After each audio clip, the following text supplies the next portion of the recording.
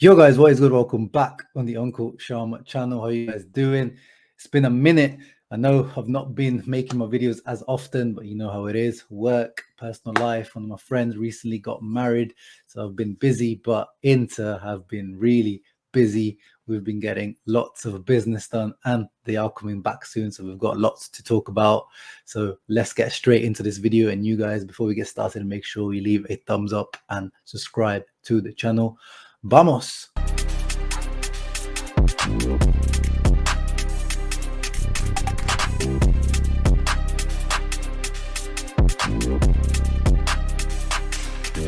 So guys, are you excited or what? Inter are coming back soon. They are coming back on Wednesday.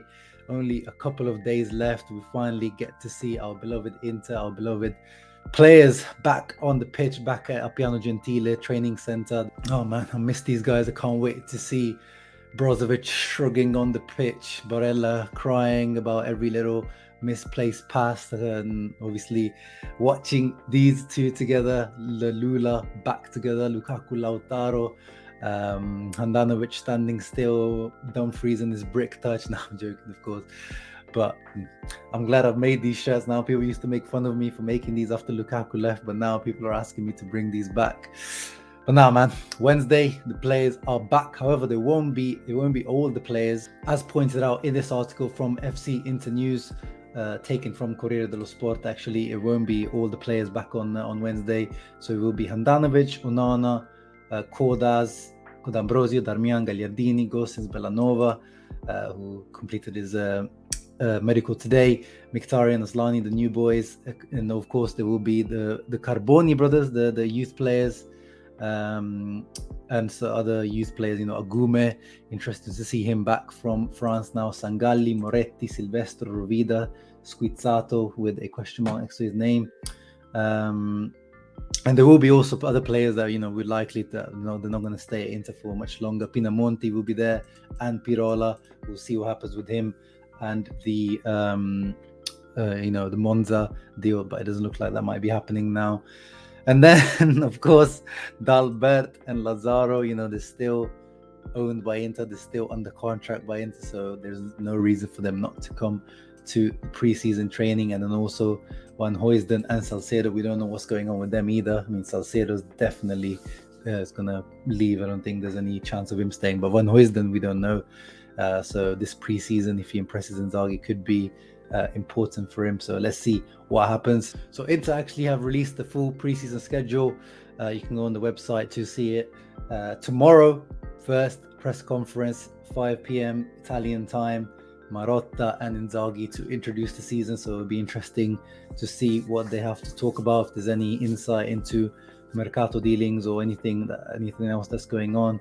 And then the 5 friendly fixtures, getting ready for the first match of the season, 13th of August. Remember guys, the season starts earlier.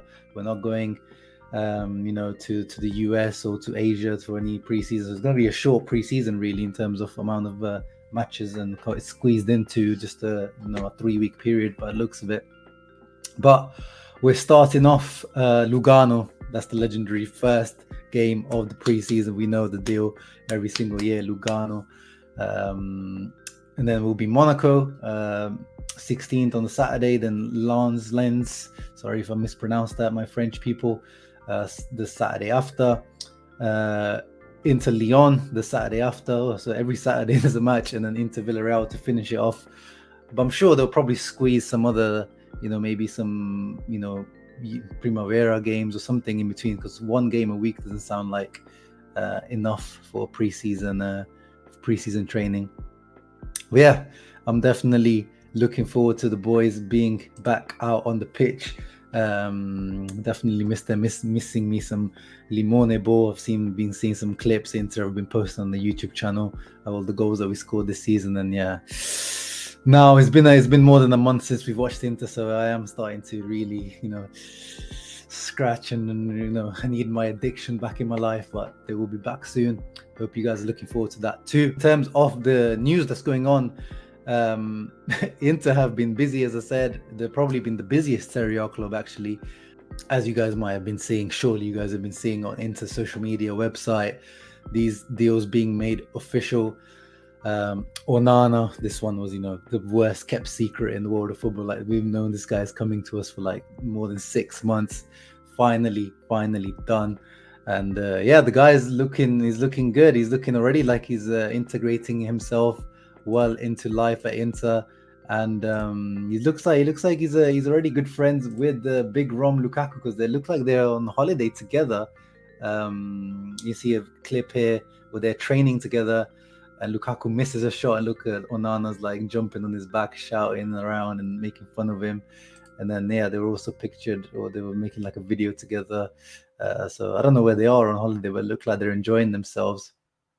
But Barella, Brozovic, the other bromance is going on. Watch out, because this could be the new bromance in the Inter camp. Onana and Lukaku. It's nice to see him bonding with someone already. And we've seen his words as well. Very, very confident in himself, expecting big things from Onana. The rumors are that Handanovic is still. Remember, guys, I used to joke last season at the end of the season that, guys, I think Handanovic is still going to start next season, and that's what the reports out of Italy are coming, that Inzaghi probably is going to start with Handanovic in goal. And then Onana will slowly have to earn his way into the starting 11, which I think he will, surely. But you guys let me know, what would you guys do? Would you put Onana straight in, or would you let him take his time to get used to things with Italian football, and give Handanovic the respect he deserves? Or what do you think? Because I think Onana should be just thrown in the deep end. I know he's been rusty, I know he's had some long layoff as well, but how else is he gonna improve? And this is what we were signing him for. And with Handanovic, I'm already, every season we go into knowing that he's the weak link of the team. So once again, another season where we think that. Surely not.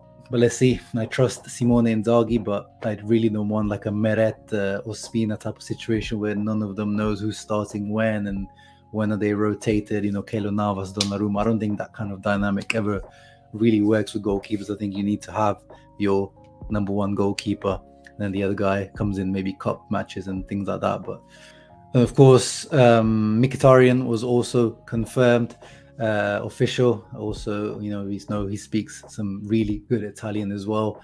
That guy speaks a lot of languages, very well cultured, and brings a lot of experience, can play so many different positions. So he's going to be a very useful substitute player, mezzala, attacking midfield, even up front, if we really needed him to, as a second striker, because that's a position he's covered in his career before. So useful player to have, definitely. We know obviously Lukaku was made official, and of course today Bellanova, as I mentioned, was having his medical. He's completed his medical. It hasn't been made official yet, but.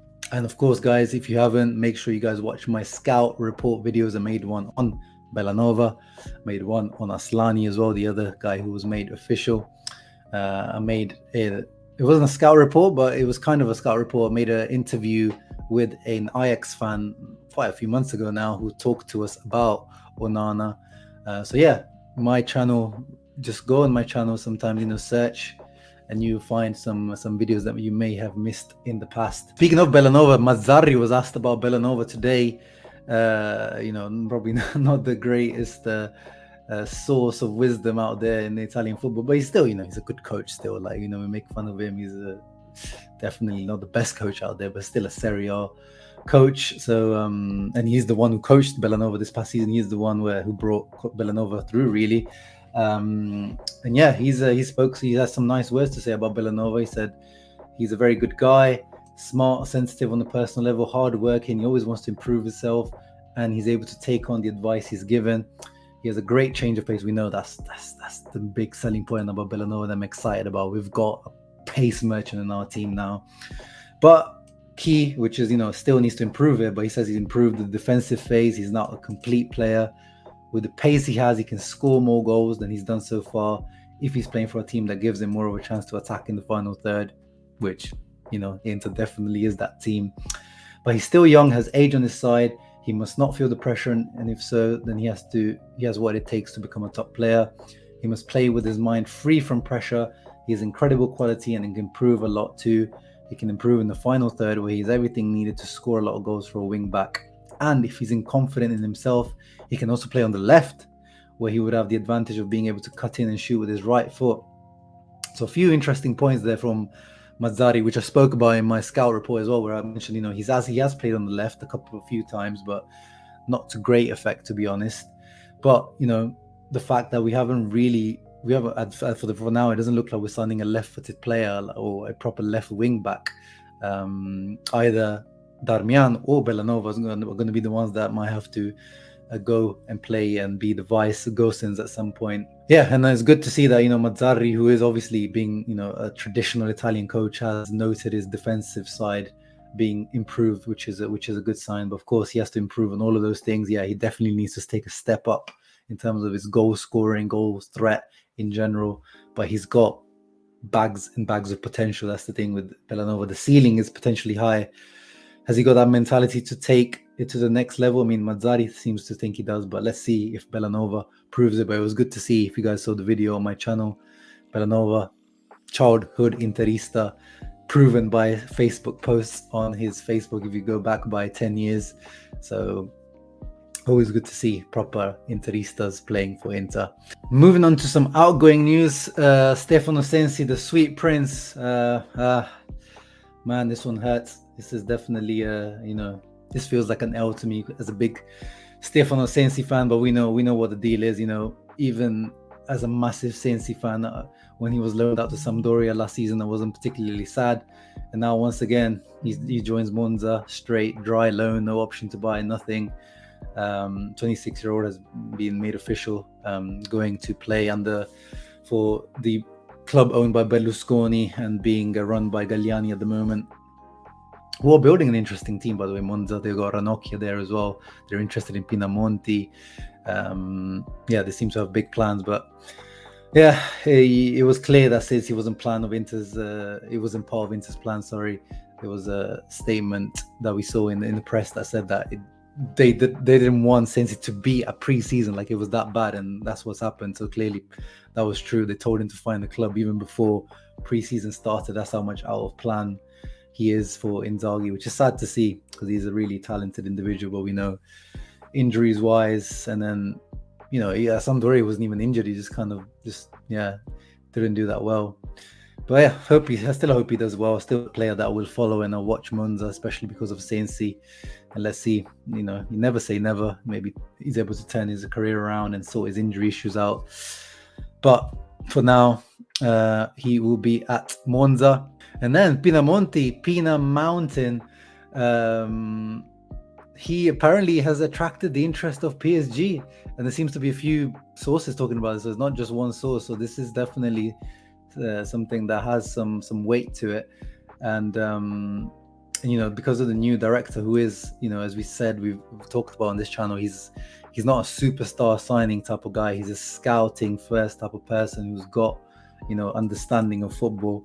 And he's looking to they're clearly interested in Scamacca, and apparently the Scamacca deal, according to rumors, is almost done. But according to the rumors, they're also looking at Pinamonti if that doesn't come through, which is interesting. And it makes sense, if Icardi's leaving, Pinamonti has always said that Icardi was his idol. Icardi was the guy that he used to learn from. So it's funny that if he becomes the Icardi replacement on the PSG bench or whatever. But yeah, at the moment, the team that's favored to get him is Monza was initially, but I think they probably just can't afford that much money as a newly promoted club, even though they are owned by Berlusconi, but still they have to have a budget. Atalanta are actually the team that apparently the most serious at the moment. They've arrived to around 14 million euros, the offer, but Inter don't want to go anywhere less than 18. I think it should be minimum 20. So let's see. I think it would be better for him to go to Atalanta rather than PSG, because we know he's just going to be sitting on the bench there probably. But we need our money, we need our bag, so whoever pays more. Sorry, Pina. But yeah, that'll be interesting. That'll be mad if Pinamonti goes to PSG. And then another one that was confirmed outgoing, Martin Satriano to Empoli, like Pinamonti was at Empoli last season. Good move, I think, for Satriano. Not in Ligue 1, in Serie A, for a team that's, I think, going to go back to fighting for relegation once again. I think last year they overachieved so much so quickly. They were like top half of the table, like by the halfway point, and then they were pretty much safe, and then they had nothing to play for. Andrea Toli's gone, so I don't know how is there still going to be quite an attacking team, because they were quite an attacking, attractive team to watch, and I think that's also why the reason why Pinamonti was able to score. Was it 13, 14 goals for them last season, because they created a lot of chances as well, plus penalties. But I think it should be a good move for Satriano, and I think he must have got some assurances about his playing time if he agreed to, because apparently it took him, this offer came a couple of weeks ago, and it's taken him some time to kind of think it over and make his decision. But it looks like the boy is convinced, and we're definitely going to be tuning into some Empoli games to watch Martin Satriano at Empoli. And then finally, we're still awaiting for Alexis Sanchez and Vidal. Vidal, according to rumors coming out of South America, has even signed a pre-contract agreement with Flamengo already. So he's just literally waiting for an agreement with Inter on his release fee, or the fee that we have to give him to release him from his contract, which is in his contract written as 4 million euros, but I think Inter are going to try to negotiate that.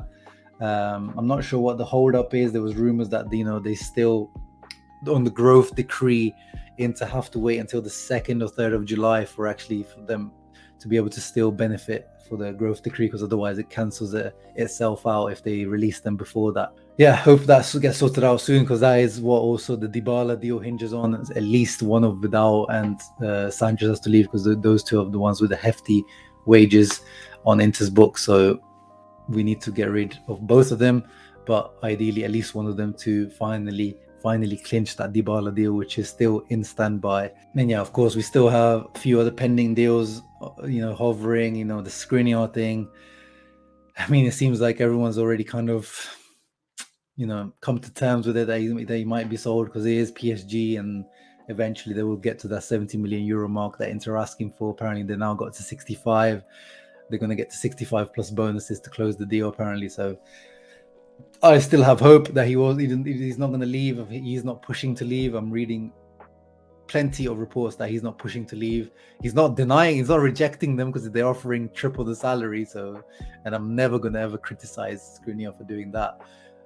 But let's see what happens, man. I hope he doesn't leave. But at the same time, someone has to leave. It just seems like no one's, as we knew at the beginning of the transfer window, guys, when I was making those calculations, it's easy to put them into the Excel sheet. Sensi 10 million, Pinamonti 25, Satriano 10. But yeah, at the end of the day, as we know, the real offers haven't come from any of these guys. De Vrij, no offer seems to have really come in for this guy. So let's see where the outgoings will be, where we need to still make that plus 60 million net on the transfer window. But yeah, guys, hope you guys enjoyed this news video. Let me know in the comments below your thoughts on everything. Satriano loan, what do you think? Pinamonti, Atalanta or PSG, where should he go? Sensi, Monza, are you disappointed, or is that what you expect? Leave a thumbs up, subscribe to the channel, comment, guys. Ciao ragazzi, always Forza Inter and Forza Lula. Can't wait to see these boys back on the pitch. Let's go!